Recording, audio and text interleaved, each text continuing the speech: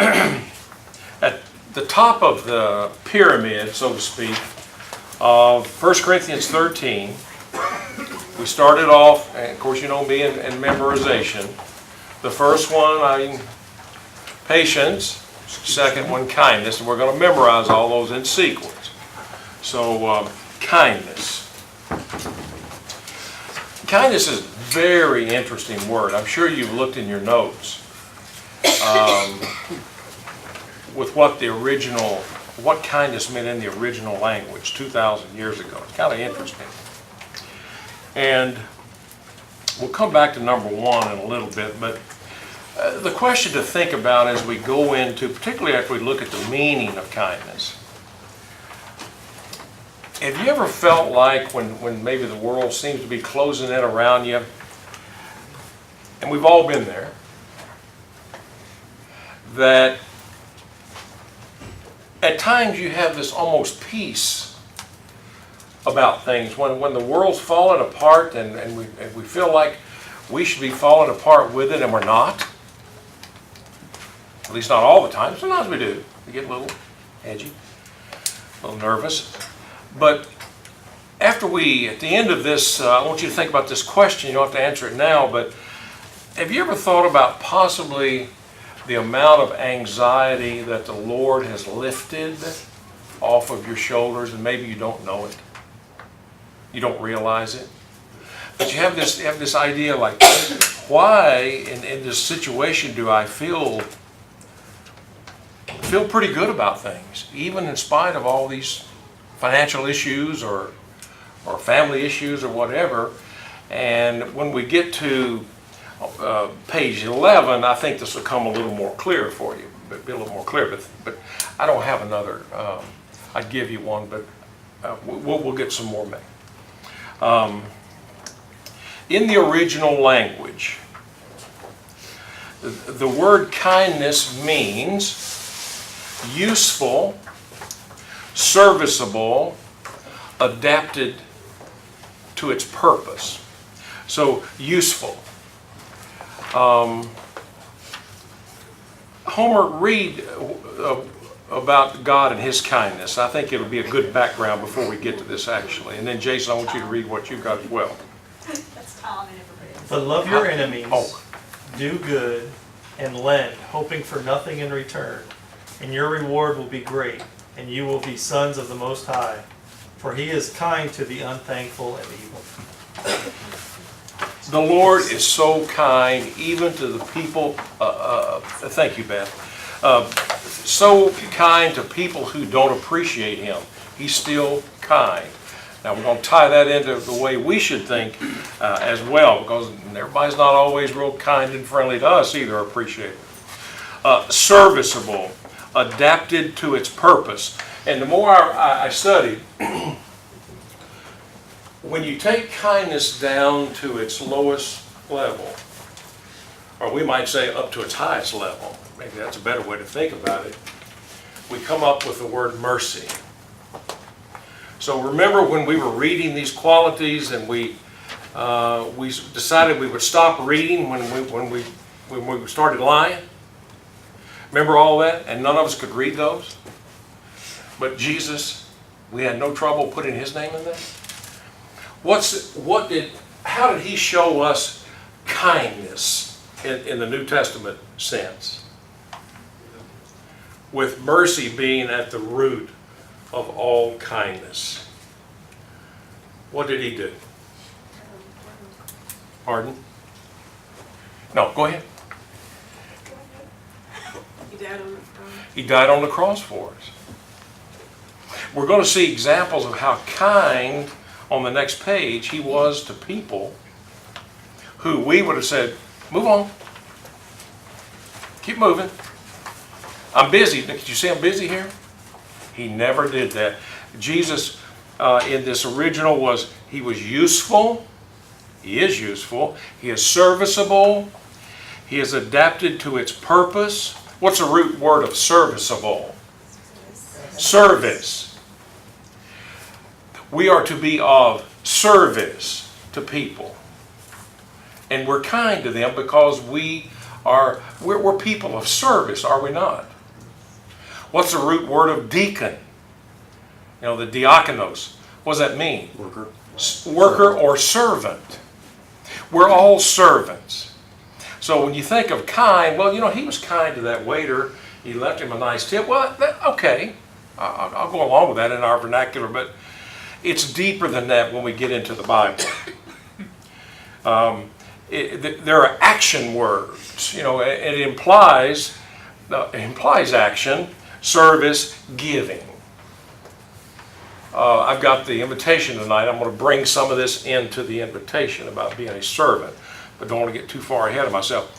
William Penn, you know, the famous Quaker who was very, very religious guy and was right in a lot of the stuff he believed. He said this: I expect to pass through life but once. If therefore there is any kindness I can show, or any good thing I can do to any fellow being, let me do it now and not defer to do it or neglect it, for I shall not pass this way again. We're not going to pass this way again. There's no need to wait, to defer, to put off.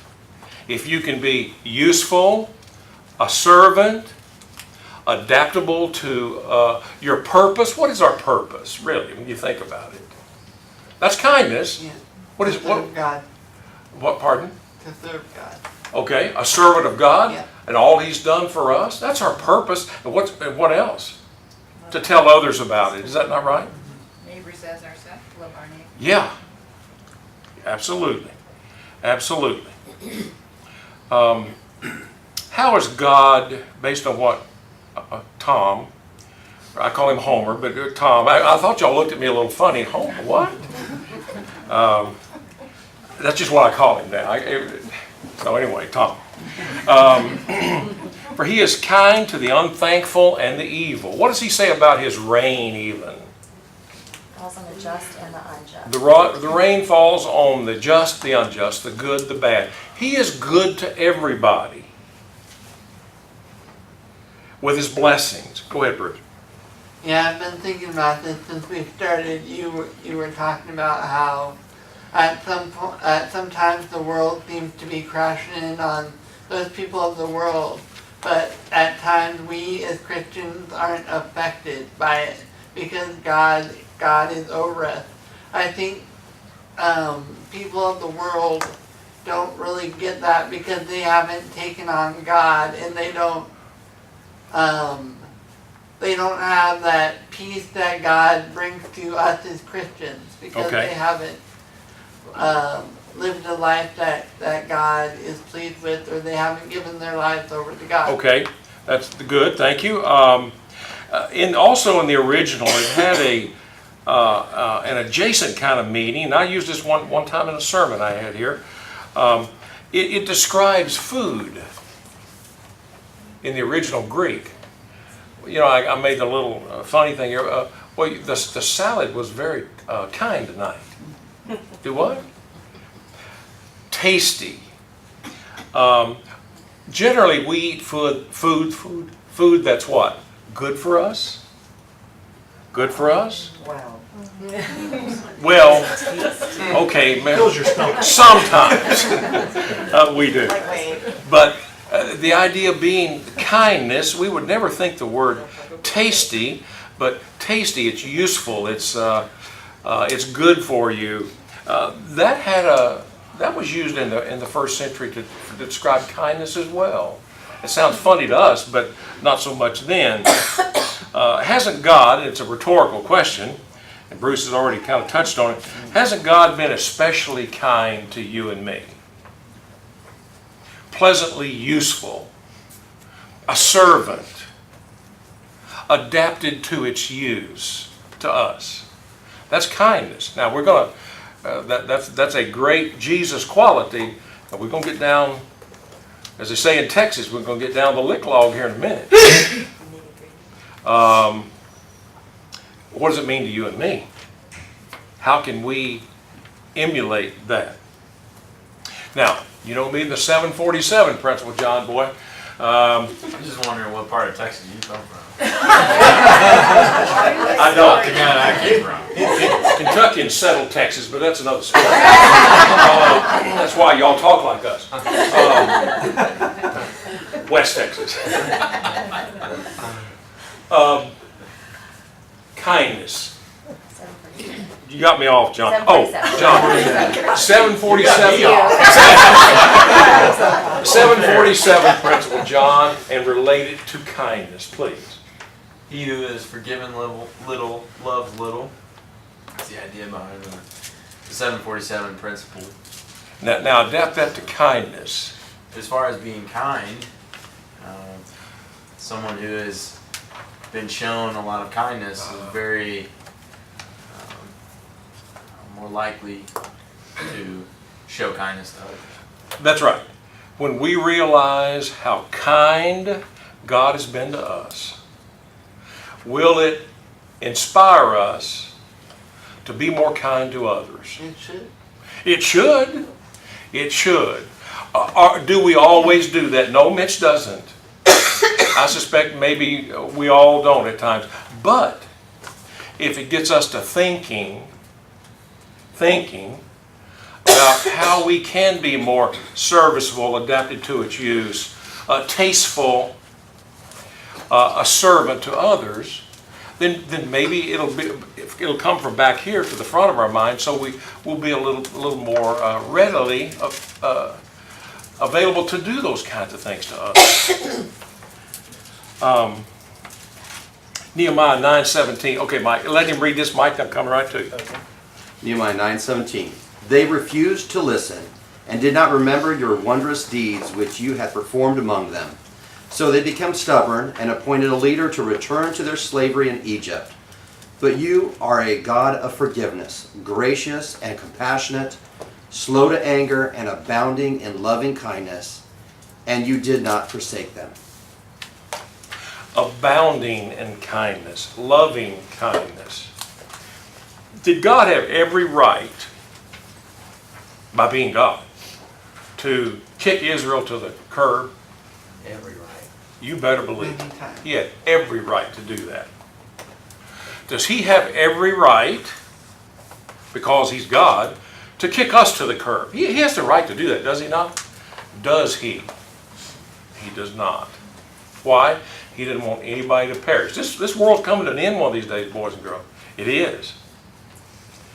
And he didn't want anybody to perish. But he had every right to do that. So if he can be that kind to us, that useful, that service, that adapted to its use, then shouldn't we? Or can we? We can. We can. Now turn to page 11.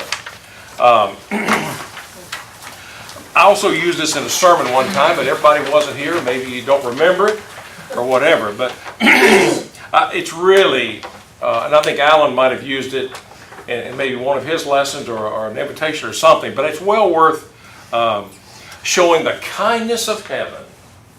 The kindness of heaven. Keep that right here. Come unto me, all you who labor and are heavy laden, and I will give you rest. Take my yoke upon you and learn of me, for I am gentle and lowly in heart, and you will find rest for your souls. Then he says, why? For my yoke is easy and my burden is light. And some of my research says that farmers in ancient Israel used to train. You know, when you've got a yoke does what by definition? How many do you have at least? Two. There's no need for a yoke without two. So you've got an experienced ox, and you've got a young oxen who he's trying to train. And he yokes those two together. But in ancient Israel, they would strap the strap tighter on the old oxen, the old guy, the heavy guy, the strong guy. And they would just loosely wrap everything around the younger ox. The old guy carried the load, but the young guy was learning to walk alongside and help where he could. And his burden was relatively light. Now, the original farm people in Israel understood that. Was that like a John Deere with, no. But you go back 100 years even in this country, or even less, and people understood yokes. So Jesus is saying, I'm pulling the load, you yoke up with me. Your load will be relatively light and easy compared to what I've done for you and what I'm carrying. Do you see that analogy? That's kindness, that's useful, that's adapted to a purpose, yoke. And it's being an attitude of a servant, you see that? So he's saying, I'll walk alongside you, we're yoked together, I carry the weight and carry the burden, all I ask you to do is to follow along with me. Now you're going to have to sacrifice some things, but I'm doing the heavy lifting. You've heard that term before, the heavy lifting. I'll do the heavy lifting, but you got to walk with me. And you got to yoke up with me. You see that? And number 8 there on your notes. We've all been to so many seminars in our work life. I see you laughing, Jerry.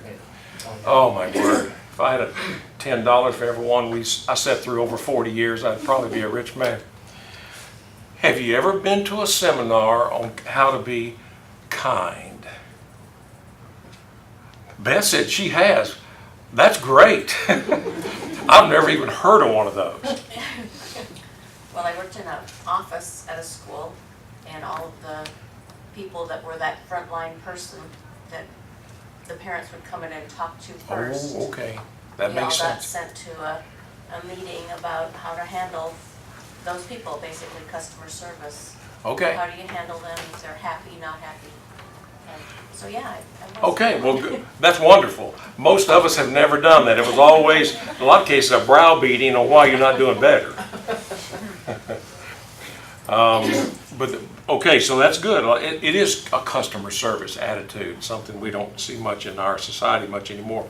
Now, having said that, how can we somebody read Galatians 6 and verse 10 real quick, Chad. You probably memorized it anyway. Mike, I'm sorry, before we do that? No, I apologize. We're done. We're good. We're done, as in you're mad? Okay, sorry, Mike, I didn't mean to Patience has overlook run you. out. Yeah. Okay. Slow to boil, Mike, slow to boil. What was it? Galatians 1. 6 and verse 10. Listen close. So then, as we have opportunity, let us do good to everyone, and especially to those who are of the household of faith. Okay, he's talking to individuals there. Let's do good to all. Let's be patient with all. Let's be kind to all. Let's be, all these things we're going to talk about to all, but especially to those who are members of the church, to the household of faith. Now, having said that, let's get practical. How can you and I do good to all, be kind, based on the definition we just looked at, to the world, at school or at work or whatever? How can we do that? Remember, Jesus said, I'm going to give away my invitation tonight, but if you give somebody a cup of cold water in my name, that's what he wants us to do. Now, did he say dig a well for them? Did he say pay their water bill for the next year? Did he say bring a gallon of water? Did he say bring a bucket? He said give them a drink of cold water. Now, what's that person going to be in a few hours? Thirsty. Thirsty again. He goes on to talk about hunger and all that, which I'll save for out there. So with that, just a small thing is the idea, right? What small things can we do to help others? To be kind, useful, servant, all of that to others. What can we do? Extend the benefit of a doubt. Okay, certainly do that. Give people the benefit of the doubt. We talked a little bit about that like last week, didn't we? That's good though. Look for opportunities to be useful Ah. to somebody. Wait a minute. What could they need? What, get to know them and Get to know them, look for opportunity. What did Galatians 6 and verse 10 say? As we have opportunity. Well, if you walk around with your head down, so to speak, you're going to miss these opportunities. You're going to miss the cup of cold water or the sandwich or the clothing or something that somebody needs, you know? And to piggyback off of that, don't wait for them to come to you. Even if you ask them, hey, let me know how I can help, just do it. Because they're not gonna come back Most and people are not, are they? tell you. So just, if it's a thought in your head, just do it. I had a preacher one time, I see Jason, I'm coming next. I had a preacher one time preached a lesson on that, and it was a true story. It was James Hahn, and he said, a long time ago, he said sometimes he was at a place where there was a widow woman, her husband had just died, her house was a mess, dishes were stacked up, and her car needed washing. And said there was a couple people that came in and said, now if there's anything I can do, let me know. Really? Really? Don't wait. Jump in on the dishes. Wash their car. Mow their yard. Do what they need to do. And Tom's one of the best that I know in doing that. With the widows and all of that, and others as well. But don't wait. Sometimes we exploit, they didn't say anything. What did they have to? Really? So that's good. Those things are all good. Jump in where you have opportunity. What else can we do?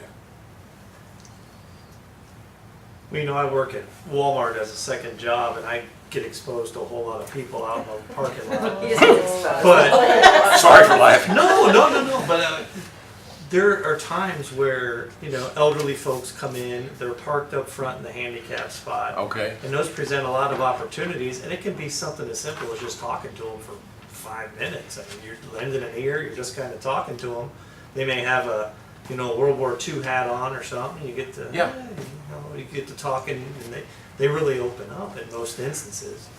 And they may be the loneliest people that live by themselves, and no one takes the time to talk with them. Jason, that's really good, Tom. That's what I'm looking for. That's Some actually practical thing. kind of the path I was going to go, but I can agree with you on Tom. Many a surgery I've had, and many a day my grass got mowed by Tom, so I appreciate that. But overtly looking, people that they wouldn't expect it from you, maybe in the workplace or whatever, but we always are in contact with our friends and family from church, and how your wife had surgery, how's she doing, everything like that.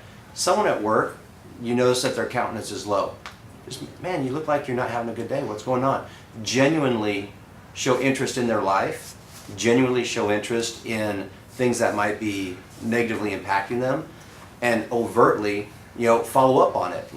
Hey, you said your wife was having surgery. How's she doing today? Yeah. Things like that show a love that they don't get from people that they normally don't know.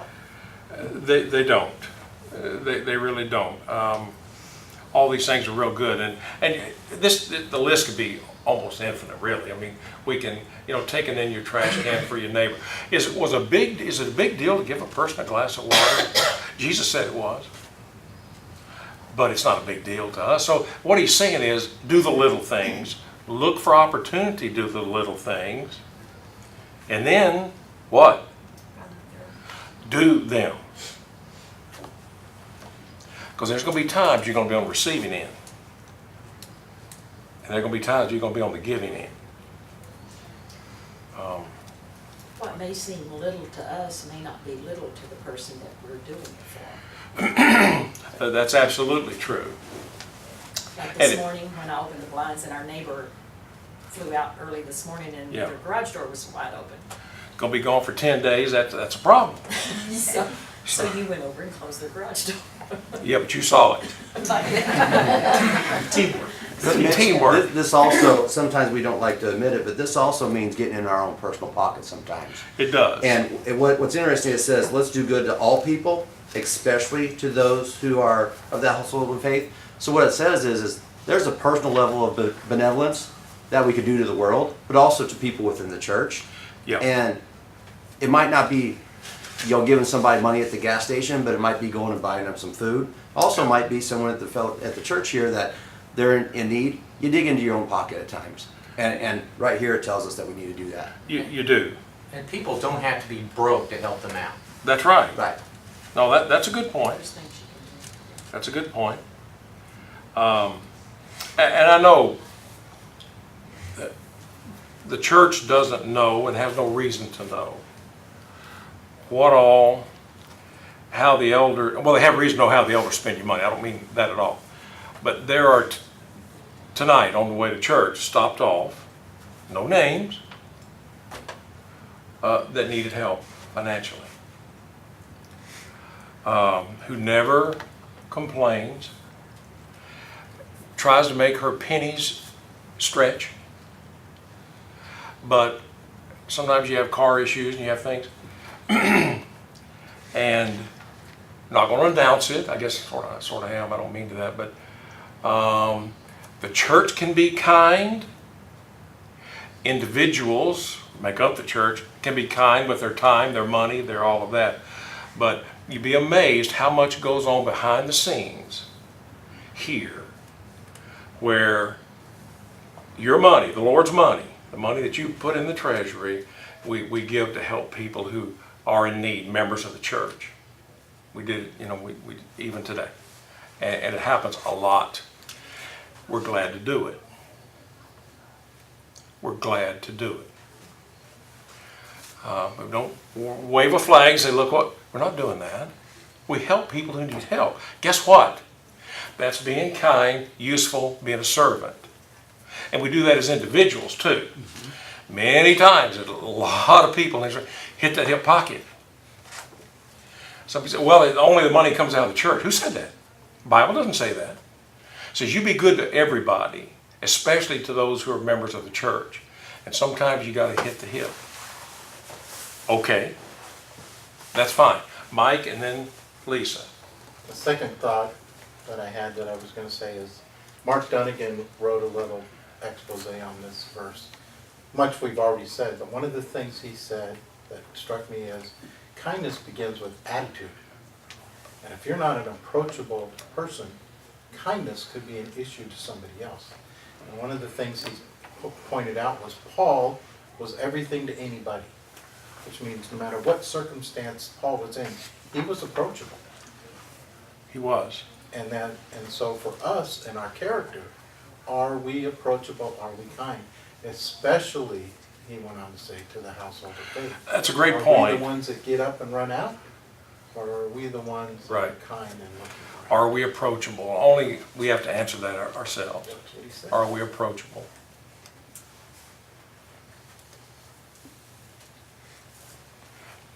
I've started, at least I'm sorry. That's okay. I was gonna say, that's your 747 though. If we realize how blessed we are, Right. it is so easy to give.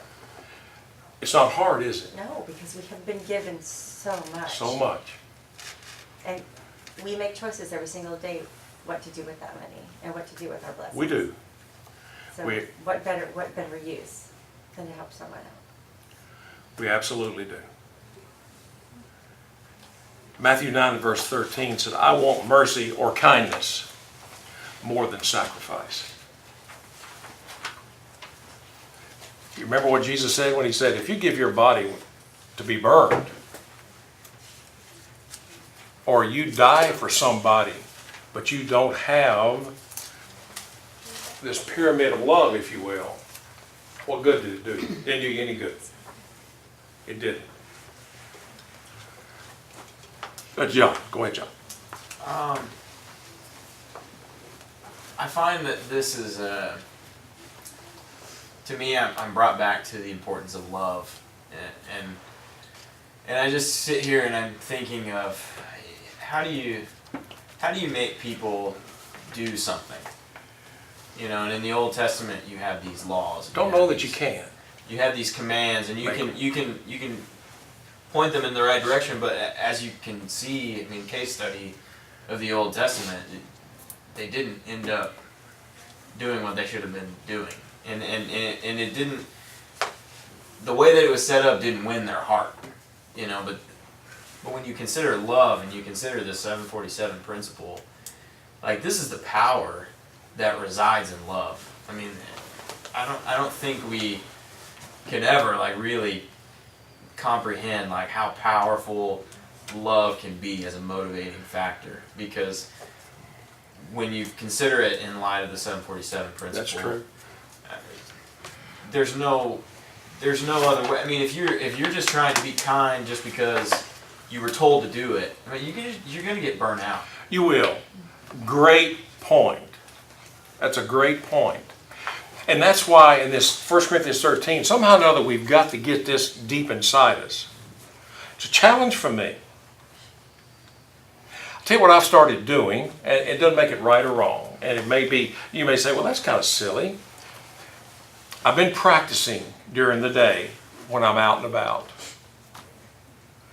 I tried one the other day. I was at Walmart. That's a crazy place. Crazy people. Busy people. And they all want you to go through the self-checkout. No. I want a live person. So I'm in line. There's a lot, all the snowbirds are back, or a lot of them are. And there's this lady with 3 little children behind me. She's got one here and I don't one on the hip and stuff hanging over the side, and I just had a few things. And I thought, but I'm getting it from back here to the front of my mind and trying to make a new habit, because I don't do good. I don't do well at this. Historically, I'm trying to do better. I said, ma'am, would you like to get in front of me? You got your hands full. That's a couple, that's nothing. And she looked at me like, really? I said, really? Come on up. And her smile was like that. I'm going, that was really not much. But I'm trying to do those little things on purpose so I can be ready for the bigger things when they come. Trying to do that. Alan? Oh, okay, I thought I saw your hand. Okay, Bruce, go ahead. Be quick. Yeah, I love how we're talking about all of these physical blessings that we can do for people who are members of the church. But I think there's also something spiritual that will last them for a lot longer that we can do as well. We can sit down with them and read the Bible. So I think that's also another important aspect of this as well. It is. That's a good point, Bruce. Yeah. We've only got probably 5 minutes left, but I want to touch on a couple of these. We'll finish up Sundays, no problem. But I keep going back to this when Jesus is in Mark 5 is in this huge throng of people. Huge. They're all around him. The apostles are getting edgy, and people are grabbing and touching, and he's on his way to raise a dead girl, and somebody touches his garment. Now, what might you and I have said? Get off me. Would you give me some space, lady? Can't you see I'm being thronged? What did he do? Who touched me? Who touched me? Jesus didn't yell. He said, who touched me? And the apostles give him a little grief. Are you kidding? People are beating and banging all around him. You want to know who touched you? And he said, who touched me? And the lady was cowering down, and she'd been healed of her. She spent all of her money on her health, and she'd been healed just by touching his garment. He reaches down to her, and he said, daughter, uses the word daughter. That's the only time the word daughter is used in the New Testament. It's a very tender term. Jesus said, daughter. And he talked to her. Now, he not only restored her health, what might have he restored? Her dignity? Hope? She could be with people again because She can be, don't you think? separated. No, that's right. Don't you think people probably avoided her with an issue of blood? If she was a Jew, she had to be avoided. Yeah. She was unclean. We might liken it, I don't know if I'm stretching it too much, maybe like HIV, the blood, all of the contamination. People avoid them. People avoid lepers. People no doubt avoided her. Not only did he heal her, he restored her self-esteem and her dignity. He was useful, kind, useful, a service, adaptable to the moment. I love that story. It's one of my favorite stories. Most of us would not have done that. He didn't. Mitch, Yeah, I think the biggest thing I get from that is he took the time to stop. he took the time. We are so busy. We fill our time just, so when you open your eyes till you close your eyes. And he realized how important that was He at did. that moment. And I think we have to stop and do that. How many times, that's a great point, how many times do we read about him being one-on-one with somebody? We like a big crowd. What's our number on Sunday? You know, that's reflective of things, and I get that, but Jesus, how many times was he one-on-one with someone? Zacchaeus, there were so many people and he was so short, he was up in a tree. Jesus comes by, a throng. What are you doing up there, little man? Zacchaeus, you need to come down. You know why? I'm coming to your house. Did he have to do that? He knew Zacchaeus needed him. One-on-one, he went to his house. The woman taken in adultery. By law, what? And it would have been legal. What were they supposed to do to that woman? Stone her to death. That's the law. Guess who wrote that law? Oh, Jesus. And his father. And they're all ready to go. And they're testing him. What did he say? He's just writing down. He's slow to boil, patient. He's kind. He's going to be a servant. He's going to be adapted to the moment, useful. What did he do? He just kept writing. Listen to those guys. And what did he say to the woman? Let me tell you something, woman. You deserve to be stoned. I'm going to give you a break this time. But if you ever... Did he do that? What did he say? Sin no more. Where are your accusers? Oh, they left. He said, there's nobody here to condemn you? He said, I don't condemn you either. But go and sin no more. People didn't do that then. Stoner. Kind, useful. So should we, since we couldn't read 1 Corinthians 13, those words, he can. And that's our motivation, so we can. I think it was Austin that said something when we were in the patience class about a week ago or so, about triggers. Yeah. Like, you recognize what's making you boil at what temperature, and Right. just the trigger moments. And I'm glad you mentioned, about Jesus being so busy, because those are my triggers. Like when I'm really busy, when I'm really stressed, I find it very hard to take a moment and be kind. And I think that's it's good advice maybe for all of these. It's like you recognize where you're triggering, Right. and being unkind, being short, being too upfront with people and passing people by the hall and not glancing at them. And recognize those triggers and maybe just take a deep breath. Yeah. Very, very good points. We'll touch on a little bit of it. I've got some more passages I want to read, but one of them is, remember this, I don't have it in your notes, but Psalm 63:3. Listen to this. Psalm 63 and verse 3. Your loving kindness is better than life. Talking about God. Your loving kindness is better than being alive. That's powerful. Think about that this week before you go to bed tonight. God's loving kindness is better than life. So, can we do that? Are you going to do it No. Are you going to get edgy yes. Are you going to be impatient yes. But can you be less impatient? Can you be just a little more kind? And work? Sure we can. Sure we can. And try some of those little things that to the world means nothing, but it might help you develop a habit that can develop into a bigger habit, so when the big things come, you're a little bit better. Does that make sense a little bit? So we'll finish up page 11 and page 12. We got some more practical things to talk about on Sunday. Kindness at home, kindness in public, kindness in church, kindness to your enemies. Now notice this one. I want you to think about this week. Kindness to yourself. How can you be useful, tasty,